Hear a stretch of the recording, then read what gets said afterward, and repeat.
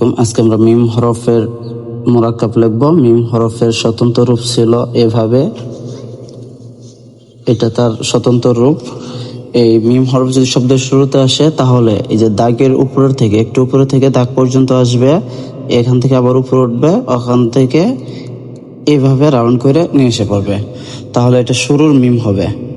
আরেকটি দেখাচ্ছি, প্রথমে দাগের উপর থেকে লিখে এইভাবে দাগের উপরে উঠে এভাবে রাউন্ড করে নিয়ে আসবে, তাহলে এটা শুরুর মিম হবে।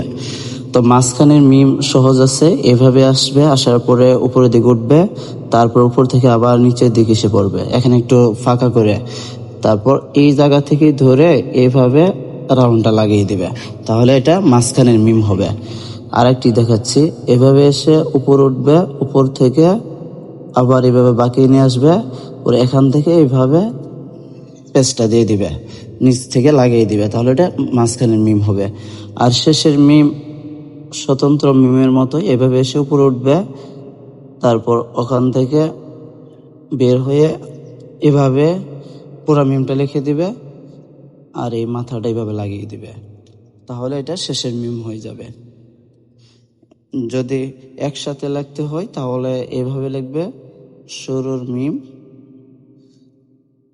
এভাবে মাথাটা উপরে তুলে দিয়ে মাঝখানের মিম, আবার মাথাটাকে উপরে তুলে এভাবে নিয়ে এসে শেষের মিম, নিচ দিয়ে শুধু এভাবে ভরাট করে দেবে, তাহলে মিম হরফের মোরাক্কাব হয়ে গেল।